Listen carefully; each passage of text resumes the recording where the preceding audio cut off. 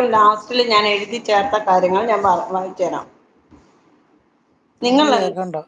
ഒരു ജോലി ചെയ്യാൻ പോവാൻ കഴിയാതെ മക്കളെ നോക്കി വീട് കഴിയേണ്ടി വരുന്നവർ, കൈയും കാലും കെട്ടിയിട്ട് ജോലിക്കിറങ്ങി പോകുന്ന അമ്മമാർ, അവരുടെ വേദനകൾ ആരും അറിയില്ല. ഈ സങ്കടക്കടലിന്റെ ഇടയിൽ മുതലാളിയുടെ വക ശകാരവും സഹിക്കാനാവില്ല കൂട്ടരെ. നിങ്ങൾ എല്ലാവരും ഒന്ന് ചിന്തിച്ചു നോക്കൂ. ഇതിൽ നിങ്ങളിൽ ഒരാളായിരുന്നെങ്കിലെന്ന് കഷ്ടം തോന്നുന്നു അല്ലേ? വേണ്ട, കഷ്ടം തോന്നണ്ട. പകരം സ്നേഹത്തോടെ ഒരു തലോടൽ മതി.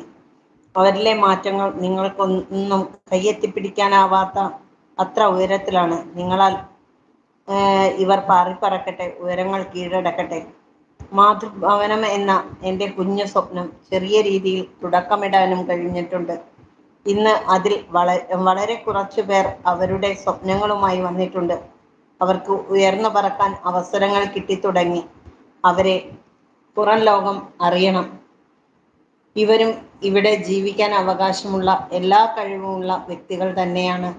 വസന്തവും ശിശിരവും വർഷവും ഹേമന്തവും പലതും കടന്നുപോയി.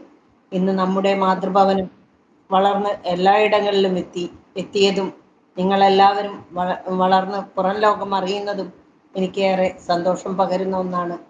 ഇനിയും ഒരുപാട് മാറ്റങ്ങൾ സമൂഹത്തിൽ ഉണ്ടാവേണ്ടത് അത്യാവശ്യമാണ്. അതിനായി നമ്മൾ തന്നെയാണ് തുനിഞ്ഞിറങ്ങേണ്ടത്.